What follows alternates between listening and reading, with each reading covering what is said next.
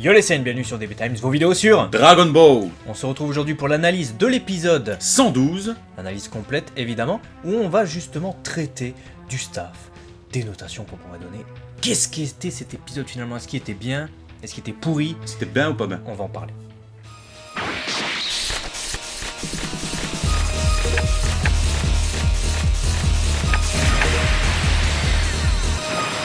Alors cet épisode 112, qu'est-ce qu'on a pensé? Ah, c'était quelque chose. Je sais pas toi, mais moi C'était quelque chose. j'ai bien apprécié l'épisode.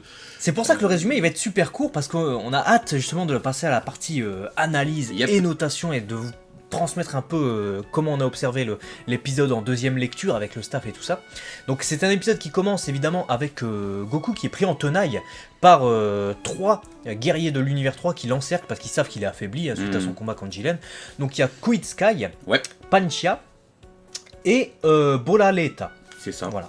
Donc les trois qui, comme par hasard, rejoignent notre première théorie. Vous pouvez cliquer là si vous voulez savoir de quoi on parle. Et très rapidement, on a aussi le combat de Kiabe contre Mona qui entre en scène. Ouais. Et quel combat! Quel combat. Magnifique. De toute façon, on en revient dans la deuxième partie. Kiabe qui se fait malmener totalement au bord de l'élimination. Vegeta qui apparaît. Voilà, tel le héros de l'épisode. Alors ce qu'il faut dire, Kiabe n'est pas super dominé par Mona en fait, il arrive à la gérer, il lui met des coups, il l'expulse, etc. Mais voilà, comme ils viennent de le dire, Mona elle profite d'un moment d'inattention de Kiabe et elle a réussi à l'expulser, Vegeta le sauve, et là Vegeta lui donne une leçon. Ouais, carrément. Il lui dit arrête tes conneries, n'oublie pas que tu m'as fait une promesse, tu m'as dit on va aller sur la planète Sadala, j'attends. Et là Kiabe il dit ouais mais aussi c'est pas pour dire maître Non, quand même. mais tu te donnes à fond. Ah, Ouais. maître, on va mourir en fait, c'est-à-dire qu'il n'y a qu'un univers qui survit, donc c'est sûr qu'il y a un de nous deux qui meurt, donc la promesse on pourra jamais la tenir. Et là Vegeta lui dit quand même, Si. mec, si moi je gagne, je vous ressuscite tous. Voilà. Donc déjà, ça, c'est une putain d'intrigue, on Ouais. peut le dire. On reviendra dans la partie scénar. Et Kiabe lui répond quand même, Bah, eh moi ben, moi aussi. si je gagne, pareil, hein, je vous Bon, il ressuscite. se fait envoyer bouler en disant de toute façon c'est moi qui vais gagner. C'est logique, parce que même s'il restait les deux, Vegeta. Bah, bref. Donc, combat entre du coup Mona et Kiabe qui reprend ensuite à cette motivation. Ouais. Kiabe qui se fait un petit peu malmener, mais sous la colère, on sent que ça arrive. Ouais. Et là, explosion. Super Saiyan 2 qui débarque. Mona qui se fait dégommer. Ouais. Et Expédié hors de l'arène hein, par un Kiabe Magnifique. surpuissant qui s'est dépassé, qui a dépassé ses limites. N'oublions pas que le Super Saiyan 2, c'est le dépassement des limites. On expliquera un peu ce qu'on pense de cette scène un peu plus tard. Et ensuite, après la victoire de Kiabe, il y a Frieza qui a tout écouté entre Vegeta et Kiabe, le truc des Super Dragon Ball et tout. Lui, ça lui plaît pas du tout parce que lui, il veut dominer les dieux et il compte bien se servir des Super Dragon Ball pour ce faire. Exactement. Donc bah voilà, dans la rapidité d'exécution de ce combat, Frieza dit à Kiabe, tu veux m'affronter? Il le défonce, il le sort, clairement, sa soif de vengeance envers les Saiyans s'exprime totalement de manière concise mais rapide dans ce combat. Ouais. On a également un Vegeta qui fait face à Toppo en parallèle. Ouais. Voilà. Alors avec Toppo, avec une répartie vraiment excellente. Hein. Ah ouais, Ouais, t'as Ouais. Vegeta qui arrive pour combattre Jiren en fait. Il veut pas combattre Toppo, il s'en fout. Il veut voir Jiren et heureusement que Toppo était là quand même parce que s'il il serait tombé sur Jiren, il serait tombé sur un os à mon avis. ouais, je pense. Et il tombe sur Toppo et il fait qu'est-ce que tu fais là toi?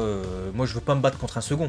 Oh mais toi aussi t'es le numéro 2 il me semble. Et puis voilà. Voilà, il lui répond ça plaît pas à Vegeta qui du coup va se friter Et là, contre on a un Toppo. gros fight. Super Saiyan Blue contre Toppo. Et là, On l'avait dit hein, que ça allait très certainement débarquer. Donc Ouais. là, ça y est, le combat va très certainement Ouais. durer plusieurs Bah, en épisodes. fait, à peu près tout ce qui se passe dans cet épisode, on l'avait pressenti. Même le Kiabe qui allait sortir, j'avais dit.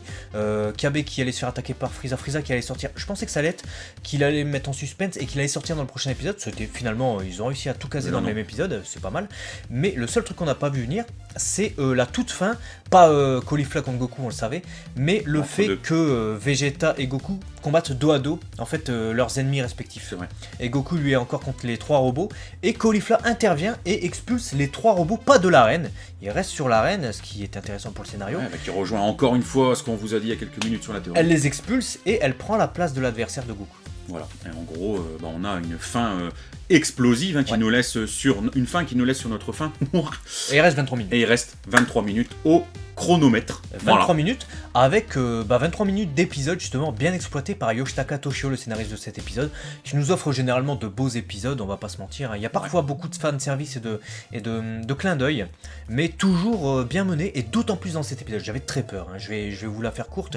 J'avais peur que trop de fanservice, trop de clins d'œil, en fait, desservent l'épisode et que ce soit creux, que ce soit que des références. Alors, on a la première référence, pour moi, qui est Kabe qui arrive, justement, parce qu'au début, Mona arrive pour combattre Caulifla et Kale. Et Kabe arrive à la manière d'Ultimate Gohan. C'est calqué sur Ultimate Gohan, c'est pareil, le même regard, le même... Il arrive comme ça, il traîne des pieds, c'est Ultimate Gohan. Après, il y a la référence quand il se transforme. C'est qui t'as deviné? C'est Gohan. Gohan Super Saiyan 2, évidemment, référence. Il y a le Caulifla-san no Kotoka, référence à Goku Krillin no Kotoka. Donc beaucoup de références quand même. Et j'avais peur que ça desserve le truc. Mais en fait, ça a été bien servi avec notamment Frieza, qui a eu un traitement magnifique. Ah ouais. Il met en avant ses plans en même temps que Frieza et Kabe mettent en avant leurs souhaits s'ils gagnent. Ce qui permet justement un certain contraste. Et lui, il vient amener quelque chose de nouveau, puisqu'il vient amener ses désirs présents. Vegeta et Kabe, vous allez me dire également aussi, mais ça vient justement justifier son combat contre Kabe et détruire un peu les copier-coller. Ça vient faire une vraie justification à ce combat. Ouais, et du coup ça nous donne naissance à 2 suites potentielles, parce que clairement entre l'un qui veut aller sur Sadala, qui l'exprime et qui dit de toute façon je vous ressuscite, et Frieza qui lui veut se servir de ça pour manipuler les dieux, qu'importe l'issue, il y a quelque chose qui va se tramer, donc c'est de bon augure pour nous pour la suite. Ouais. Et on a oublié quelque part de parler aussi du combat contre les 2 Namek de l'univers 6, où finalement ça annonce du bon, parce qu'ils n'ont pas l'air si, comme on l'avait plus ou moins prédit, facile que ça à mener. Franchement, un scénar riche, franchement très riche. Note Note, je vais mettre 17. J'ai bien aimé, j'ai vraiment bien aimé le scénar, ça nourrit la suite. Quand c'est comme ça, c'est ouf. Ouais, je suis assez d'accord, moi je mettrais 18 carrément. Vous allez me dire c'est élevé, mais pour Dragon Ball Super, je vous rappelle qu'on est toujours par rapport aux épisodes de Dragon Ball Super, c'est un des scénarios les plus riches parce que ça nous apporte les intrigues pour la suite. Exactement. Ça nous fait bien comprendre que après le tournoi il va se passer un truc. Alors, un nouvel arc ou continuité du tournoi, on ne sait pas, mais ça nous fait bien comprendre ça. Ça nous fait bien comprendre aussi que Kitela, il voit que tous ses guerriers sont éliminés, il en reste que 3, il n'est pas plus inquiet que ça. Donc ça nous fait comprendre que derrière les 2 guerriers en réserve, à mon avis, ça doit pas être de la merde.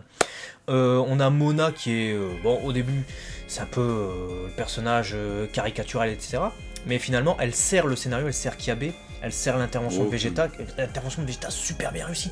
Elle aurait pu être ratée de malade, en mode trop fanservice, ouais, maître, vous m'avez sauvé, etc. Là, non. Non, nickel. C'est le Vegeta qu'on connaît. Caulifla, Kale, les vannes de Caulifla, ça fait sourire, etc. Si je résume ton idée, c'est que le caractère de chacun des persos a été respecté magnifiquement. On retrouve chacun des persos. Même à un moment donné, Kale et Caulifla qui discutent, qui se vannent un peu à la rebelle, et à la fin, son intervention devant Goku, c'est Caulifla, c'est elle. Et chaque perso, même Kiabe, a brillé dans cet épisode.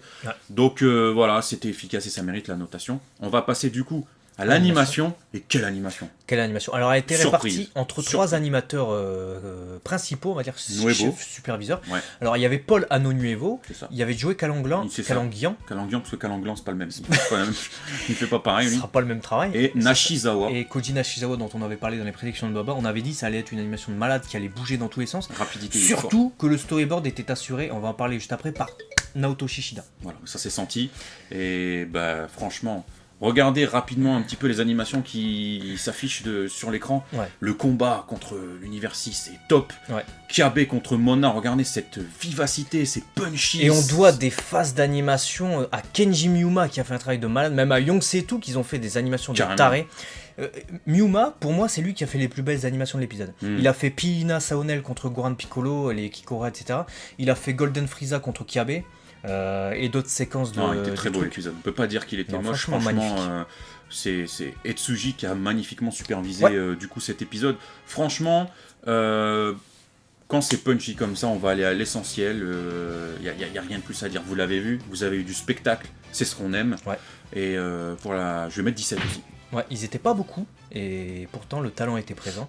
Donc à l'animation, pour un épisode comme celui-là, je mets 18. Parce que sur un épisode de Dragon Ball Super, c'est l'un des plus homogènes et plus beaux graphiquement. Animation 100% nickel. Pourquoi 18 ? Parce qu'il existe encore mieux. Et il y a des petits plans, mais c'est du détail. Très très beau. On passe tout de suite à la réal.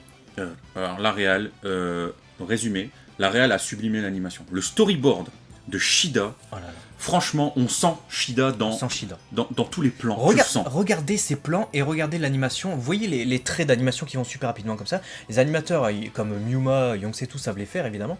Mais Shida suggère tout ça par ses dessins. Et le fait d'avoir un pan comme ça où on voit le Frieza, etc. Le travelling de malade. C'est un maître du travelling. Ah ouais. Shida. Et surtout des gros plans comme ça avec des ombres et tout. Là, on sent qu'il y a sa patte derrière. Le storyboard, on vous l'a expliqué dans le DB review précédent, donc on va pas le refaire.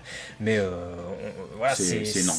Tu sens sa patte, quoi. C'est magnifique. Ça donne vraiment un côté très large à l'épisode parce que son storyboard, justement, ses travelling viennent nourrir l'ampleur du truc et ça nous plonge dedans. Ouais.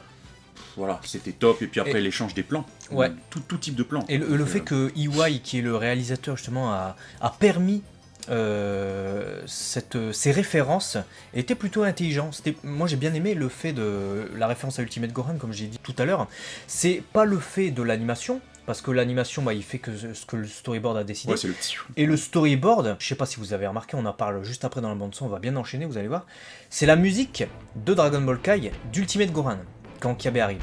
Donc Kiabe arrive sur la musique d'Ultimate Gohan de Dragon Ball Kai. Donc en termes de clin d'œil, je pense que tu as compris que là, c'était pas involontaire. Donc ça veut dire que le réalisateur a dit, là je veux une référence évidente à ça. Et on l'a ressenti. Ouais. Donc c'est que c'est du travail efficace et réussi. Donc moi je vais balancer ma note, ça va être un 18.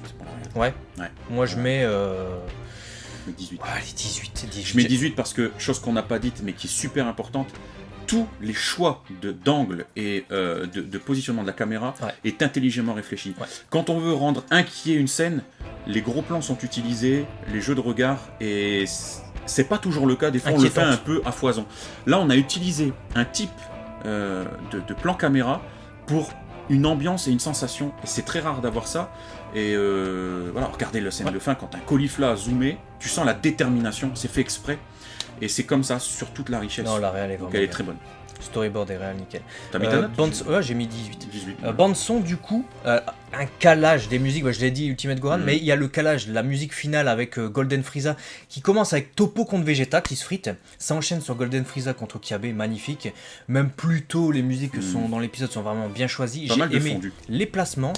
Il y a de beaux fondus, les bruitages sont top, les éclairs que je détestais au tout début de Dragon Ball Super avec ces nouveaux bruitages justement qui sont pas ceux de DBZ passent plutôt bien. C'est clair. Donc franchement moi j'ai apprécié la bande son, je mettrais 17, en plus les CU sont formidables. Donc, et les Kikora aussi sont bien punchy comme il faut. Donc pareil, je vais mettre 17 parce que la bande son était très bonne. Ouais. Quand vous le ressentez, vous sentez notre niaque parce qu'on est très content d'avoir. En parlant de ressenti, l'intensité et l'émotion en regardant cet épisode. Alors, je vais être un chouïa plus tempéré. Non pas que je ne veuille pas mettre 17-18 parce que je pourrais très bien. Je vais rester sur 16 parce que ça m'a enjoué pour la suite. Les promesses d'une suite indirecte, que ce soit par rapport au dessin de Vegeta ou de Frieza, que ce soit le comportement de Kitela, que ce soit le positionnement de Caulifla. Voilà, on est vraiment dans une intrigue qui est installée, on a les frissons, on est à fond dedans, on a envie de voir la suite, c'est vraiment... et c'est juste... On a eu un dépassement de Kiabe Super Saiyan 2, mais qui était sorti dans la foulée. Donc ils en font pas trop. Et normalement, ils nous ont donné du spectacle, mais ils nous reprennent un peu du spectacle. Ils nous disent, attends, oublie pas que t'es dans le tournoi du pouvoir et que ça se fait pas comme ça. Et c'est super intéressant. Beaucoup de promesses pour l'univers 6 aussi. Donc voilà, ça te tient en haleine. Mais maintenant, les gros climax vont arriver. Donc je peux pas mettre 18 ou 19, parce que sinon je mets quoi après. Donc je vais rester tempéré sur 16, bien que je voudrais mettre plus. Ok. Voilà. Et bah moi je mettrais 15,5, ce qui est une très bonne note pour moi, parce que c'est un épisode où on a ressenti pas mal de choses, mais c'était pas encore des émotions de malade, on n'était pas en super transe, j'étais pas les boules, j'étais pas en train de frissonner toutes les 2 minutes, non. Je sais même pas si j'ai frissonné dans cet épisode, mais il m'a bien plu en fait. Et là où je voudrais revenir sur la transformation en Super Saiyan 2 de Kiabe, il y en a beaucoup qui ont dit que c'était facile. Il faut bien réfléchir, ceux qui pensent ça. Je veux dire, on a eu Goten, Trunks, Gotenks, etc. C'était super facile. Vous allez me dire, ouais, mais c'était mieux amené. Ça, c'est votre goût. C'est pas dit que c'était mieux amené. Goten, il fait ça. C'est pire. C'est le pire. C'est même limite pire que Caulifla en fait. Parce que Caulifla, il y a eu 150 000 Super Saiyan. Et il y a eu un truc qui a été expliqué, même si l'explication ne plaît pas à tout le monde. Mais Kiabe, ce qu'il faut dire, c'est que on est au tournoi du pouvoir. On vient de nous faire comprendre qu'il y aura un après avec la planète Sadala. Sinon, t'en parles pas une deuxième fois de la planète Sadala, parce que t'en as parlé une fois, c'est bon. Mais là, on nous reparle de ça, ça veut dire qu'il va y avoir ça. Si Kiabe, qui va certainement revoir Vegeta, ils vont vivre des aventures, à savoir, ils vont peut-être aller combattre des ennemis, n'est pas au niveau, et qui garde un niveau du Dr Gero ou de numéro 19 en Super Saiyan, ça sert à rien. Vegeta est un Super Saiyan Blue, il va encore se dépasser, il va peut-être atteindre le Migate no Gokui, la maîtrise, va savoir, on sait pas. Kiabe était obligé d'avoir un power-up. C'est impossible sans ça, surtout qu'on sait que Kel et Caulifla sont plus fortes que lui, là, actuellement. Elles ont bientôt un niveau de malade, et elles vont certainement avoir encore d'autres power-up, puisqu'elles sont encore en piste. C'est nécessaire.